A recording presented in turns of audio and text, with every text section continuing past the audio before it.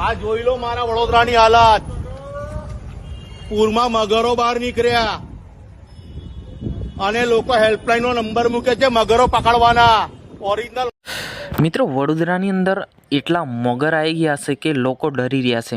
જી હા મિત્રો તમને ખબર છે, મને ખબર છે કે ભાઈ વડોદરાની અંદર જે પાણી ભરાયું હતું, પરંતુ જે પાણીના લીધે જે પાણી ભરાયું હતું એની સાથે સાથે જે મગર આવ્યા હતા એ મગર પાણીમાં હતા અને અમુક લોકો પર હુમલો કરી રહ્યા છે અને લોકો ગભરાઈ રહ્યા છે.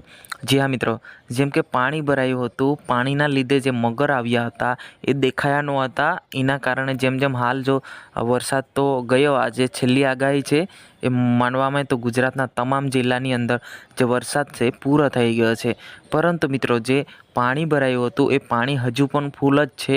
એ જેમ જેમ પાણી નિકાલ થાય છે તેમ તેમ મગર પણ અંદર આવી રહ્યા છે અને લોકો પર હુમલા કરી રહ્યા છે.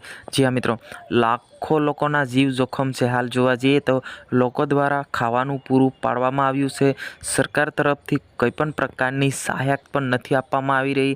આ લોકો છે ગરીબ છે, કેટલાક જીવન જરૂરિયાત વસ્તુ પલળી ગયું, ઘર ડૂબી ગયા અને કેટલુંક અનાજ છે એ પણ તણાઈ ગયું. જી હા મિત્રો, વાત કરવામાં આવે તો આખા ગુજરાતની અંદર સૌથી મુશ્કેલી થનારી હોય તો જ વડોદરાની અંદર. એવી હાલ જોવા જઈએ તો મગરના જે ત્રાસ છે એ લોકો કહી રહ્યા છે કે દિવસે હુમલા કરી રહ્યા છે, મગર ઘરમાં ઘૂસી ગયા છે. જેમ કે પાણીના હોવાના કારણે જે મગર હતા એ અંદર ડૂબાઈ રહેતા હતા અને જે કોઈ વસ્તુ જાતું, કોઈ માણસ જાતું એના પર અચાનક હુમલો કરતા. જ્યાં મિત્ર, આ તો દુઃખદ ઘટના કહી શકીએ અને દુર્ઘટના મોટી પણ કહી શકીએ. જે આ મગર છે, એટલા બધા જે વડોદરાની અંદર જે મગર ફરે છે, આમ ખુલ્લામાં ફરે છે અને ઘરમાં પણ ઘૂસી જાય છે. જી હા મિત્રો, હાલ વાત કરવામાં આવે તો ગુજરાતમાં તમામ જિલ્લાની અંદર આ છેલ્લી આગાહી છે અને વરસાદ પૂર્ણ થઈ ચૂક્યો છે.